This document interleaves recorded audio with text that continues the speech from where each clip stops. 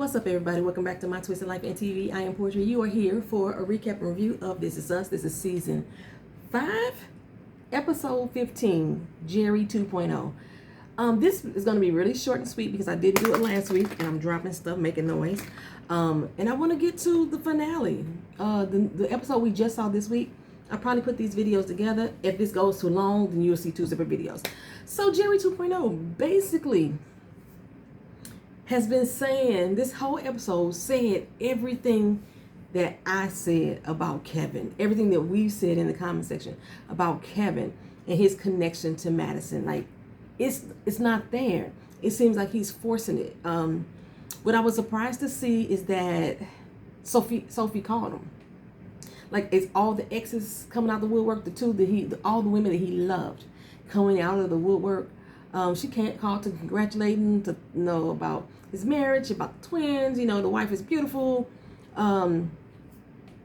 She says she's surprised he answered the phone because, you know, he don't answer unknown numbers. However, you know, he picked up on this time. You know, that to me symbolizes that he's not necessarily the person that he used to be. He has indeed changed somewhat. So they're planning the bachelor and bachelorette parties. I got something on my lip. It's really bugging me. I can't feel it. They planning the bachelor and the bachelorette parties. And the men, they're finna go off to the cabin. So it's Toby, Miguel, Randall, and Kev. And the ladies are going over to Madison's house. But I think Madison thought that it was just going to be Kate's. But it's Kate, Rebecca, and Beth. They go over to the house. Okay, so I think I'm going to talk about Madison for a second. Oh no, well, you know what? I'm just going to get into it. So when Kevin was talking to Sophie on the phone, you know, the babies had, you know, a little accident. Little Franny, I can't stand that child's name. Little Franny pooped on herself, and, you know, then come to find out both of the babies had did it. So he needed to get off the phone, and Sophie was like, you know what? Call me back when you're done. Oh, no, my bad. Don't call me back. You know, it's kind of awkward. It's kind of weird. He's like, no. I'll call you back so we can catch up. Why you need to catch up with her, Kevin? I know sometimes we grow up as individuals. We can be friends with our exes, but this is somebody that you was truly in love with. This is your ex-wife. You know, somebody that you got back with time and time again. Somebody that you did wrong. Why you need to catch up with her? Sometimes you just need to let sleeping dogs lie. But, you know, I guess since he caught up with Zoe, he can catch up with Sophie too. You know, I guess to get it all out of his system in a way to speak. Well, the men make it out there to the cabin. They're going to toss around some football or what have you, and it starts to rain. It seems the rain is basically like foreshadowing the entire mood for this bachelor party for me. And, you know, it's like the storm is coming. That's what it was symbolizing to me. At some point, the storm is coming. Whether it's a storm of emotions, a storm of doubt, the storm itself is coming. People are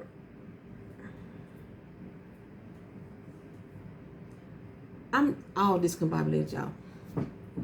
You know, the storm is coming. I forgot what I was going to say. So, they sit down to watch Jerry Maguire movie. Show me the money. Show me the money. That's the only thing I remember from Jerry Maguire. The only thing I remember. And they flash back time and time again with him and Jack. They started off watching the movie. Jack thought that was like the best movie ever. So, of course, Kevin felt like it was the best movie ever. He may not have thought about the movie being the best movie ever, but this was a movie that he used to watch with his dad, so that's going to make it the best thing. I remember the movie somewhat. I remember Cuba Gooding. I remember Regina King, but I really didn't remember the premise of this movie until Nikki said it. So, I just remember Show Me the Money. Show me the money. And then was he naked in the airport or something like that? Y'all know, y'all put it in the comment section. So, anywho, they sitting there watching this movie, and while they're watching this movie, he's flashing back on the time back then. While he's back when he was a teenager, him and Sophie married at this point, but he had to go out to LA, you know, to do some pilots and see if he can pick up some gigs. She was going to stay in New York at school. Okay, time went on and on and on. And the pilot season didn't work out for him, so he had to come back to New York. Well, Sophie thinking that this is it, you finally finna come back and we gonna start our family for real. Beth has got offered a job in Boston, or an internship in Boston, that's gonna have her and Randall separated. And they stressing. Randall's like, I can't live without you. What you mean? You finna go away from me, girl? I mean, do your thing, but I'm gonna miss you, boo. And Kevin like, y'all tripping. Being away from each other is easy. Easy peasy. We did it. We was on different coasts. Y'all just gonna be down the road from each other. Y'all over exaggerating. Y'all'll be all right. But Sophie is like, what you mean? No, it was not easy. At least not for me. But it was easy peasy for Kevin. And I think that's making Sophie realize that something ain't right here. You're not into this marriage as much as I'm into it. You know what I'm saying? You feel okay and fine to be away from me at long periods of time. But that's all right. Things working out. We're going to stay together because you back now. Well, come to find out, Kevin not back. His agent told him in order for him to be successful, he going to need to spend a lot of time in LA. And she like, what you mean? You mean you're going to be going away again? He said, what's the big deal? He just didn't get it. He didn't get it. He didn't get why she was so upset about him leaving, because he was fine without her. He was fine without her. And which makes me think that he never should have been with her either. You know what I'm saying? He was only marrying her because it seemingly was the right thing to do. This was somebody he had been with all his childhood years. You know what I'm saying? So I gotta marry her, right? No, but that ain't his dream, his goals. He couldn't follow his dreams or goals staying married to her. Well,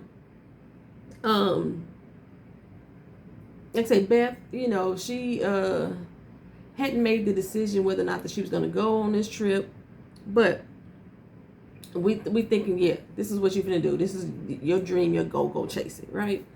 So in present day, like I said, they're watching this movie, and Kevin's reaction to the movie is almost like he's recalling some of the things that happened as well in relation to what Jerry Maguire is saying in the movie. Like, I love this woman. I'm going to be with her. She had my babies.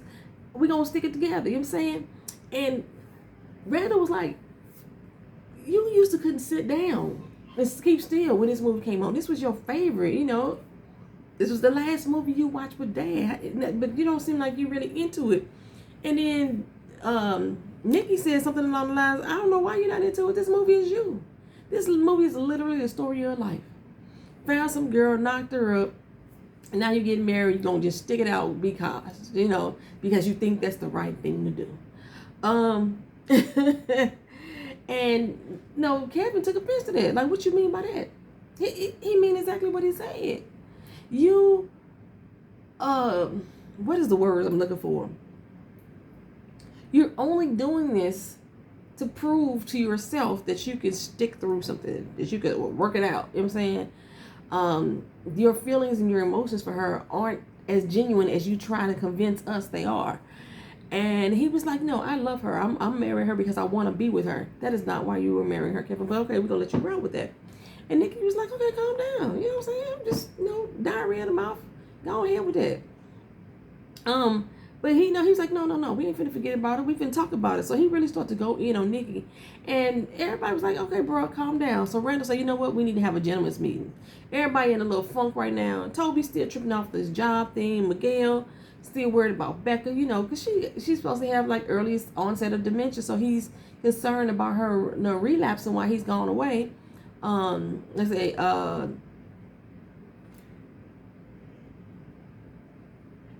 sorry, child, that was a real yawn. Randall is still dealing with Beth and her studio shutting down. So let's have a powwow. Let's have a men's powwow and talk about what's really going on. Kevin, not Kevin, Toby, he basically started off saying, he like a good rom-com. He like a romantic movie. He hate for people to try to break it down and tear down the movie. I was like, you would hate a reviewer. You would dislike me because I would tear up the movie, the ending, the beginning, and the middle. You know what I'm saying? But, he hate for people to do that. He just wanted to be about love. And, did he go on? I think he went on to continue on. He might have came back later, but he continued on to say about he started really talking about his life, how you end up with 2 kids, not pursuing your dreams, and all kind of stuff. And everybody looking like, "Whoa, bro, where all this coming from?" You know, getting married and not being where you want to be in life, or getting married and it's not what you cracked up to be, what you thought it was gonna crack up to be. That's where Toby's mind is at right now. Nikki was like, "I just hate the damn movie. Shit." I hate the movie. But Nikki goes on to tell a story about, Sally. He said it's 15 years ago. I was like, that was longer than 15 years ago, bro. But okay, 15 years ago, he was with Sally. He messed it up. Missed this chance. And so he think he was just projecting all his hurt and anger about love. Because he don't like comedies, dramedies, romancedies, rom-coms, he don't like nothing that got to do with romance, because it makes him remember all the love that he don't have. Well, Miguel kept saying, was Toby said it, was it Miguel? Toby said he didn't think that Jerry Maguire and the girl in the movie was going to make it, right? Miguel went on to talk about, they always say that love is written in the stars. I always thought that for Jack and Rebecca. He said, and I know that me and her got together on some funny kind of terms, and I felt kind of bad about it. I felt kind of bad at our wedding, and a few years later, you know what I'm saying? He said, but then I realized that we may not have had love that was written in the stars like her and Jack. We had a different kind of love. Sometimes there's love that's just, been written together. For the universe didn't throw us together. We we came together and we wrote our own story for the stars to have. You know what I'm saying? So he said, so he think that they gonna make it. So because you can tell that Kevin having doubts about his state of his relationship, which is why he barking so loud. But I've always had doubts. Well, back at the house with the girls, one of Madison's exes show up. They brought the model in so he could be nude, so they could paint the new guy. And he come and find out it was one of Madison's ex-boyfriends, or they used to date or whatever. Anyway, he ghosted her back in the day. They went out and had a date and he never called her again. And so, they think they're like, he's an asshole, he's a butt. We come to find out this is something similar to what Kevin did as well. He answered all the time, but he never really considered them going out on another date after they had sex for the first time. He never, put thought into the fact that they could actually be in a real relationship. Even when he said, let's get married, it wasn't like, I love you, let's get married. Oh, you pregnant? Let's get married. Okay, we can do this, you know what I'm saying? Let's show the world we can do this. He's always trying to prove to whoever, mainly to himself, but to whoever, that he can stick it through, right? Then Kate came to her and said something later on about, okay, let's talk like we know good Judy. You know what I'm saying? I know this is my brother, but let's take him out of the situation. Is this man right for you? Are you happy? Are you in love? Is he giving you everything that you need? You know what I'm saying? And first Madison like, yeah, I'm straight. But not really. They was playing this little game, who knows the spouse better? I think that's what it's called, where people ask Kevin questions and then Madison got to guess the answer. Almost like, what's that game show? Is that Love Connection? Where you got to answer the question correctly. You got to make sure you say the same thing your spouse say or your fiance say. I think it's Love Connection. I used to like that show. So anywho, the first one, bam, she got right on the money. But then the second question I was asking, what does Kevin see our future? Kevin's face was like,